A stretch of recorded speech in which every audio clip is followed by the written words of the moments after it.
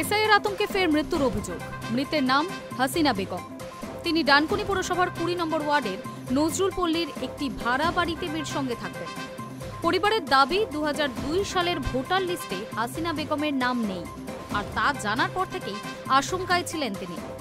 ঘটনার খবর পেয়েই এলাকায় ছুটে গিয়েছেন ডানকুনি পৌরসভার পুরপ্রধান হাসিনা শাবনাম। তার দাবি 2002 সালের ভোটার লিস্টে নাম নেই জানার পর থেকেই আতঙ্কিত ছিলেন হাসিনা বেগম।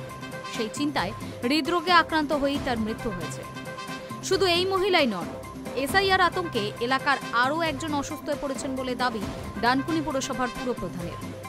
তৃণমূলের অন্যতম রাজ্য সাধারণ সম্পাদক কুণাল ঘোষ এই ইস্যুতে বিজেপিকে তীব্র আক্রমণ শানান। বলেন, এসআইআর এর যে প্যানিক বিজেপি তৈরি করেছে, অর্থাৎ ধারে বারে করে দেব, নাম কেটে দেব, বাংলাদেশে পাঠিয়ে দেব, এই চাপে সাধারণ মানুষ আতঙ্কিত হয়ে যাচ্ছে।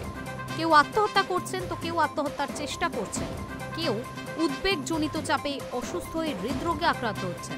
এই এসআইআর যে প্যানিক বিজেপি তৈরি করেছে, অর্থাৎ ধরে বার করে দেব, নাম কেটে দেব, বাংলাদেশে পাঠিয়ে দেব, এই চাপটা সাধারণ মানুষ আতঙ্কিত হয়ে যাচ্ছেন। কেউ আত্মহত্যা করেছেন, কেউ আত্মহত্যার চেষ্টা করেছেন, কেউ উদ্বেগজনিত চাপে অসুস্থ হয়ে হৃদরোগে আক্রান্ত হচ্ছেন। আমরা এর পূর্ণাঙ্গ সমস্ত রকম তথ্য সন্ধান করি। বলে রাখা প্রয়োজন, ইতিমধ্যেই বাংলায় এসআইআর প্রক্রিয়া শুরু করেছে নির্বাচন কমিশন।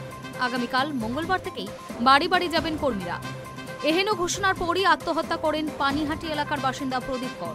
জানিয়ে রাজ্য রাজনীতিতে শুরু হয়েছে জোর বিতর্ক।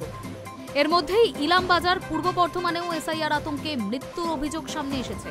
এর মধ্যেই ডানকুনি হাসিনা বেগমের মৃত্যুর খবর সামনে আসতেই ফের বিতর্ক।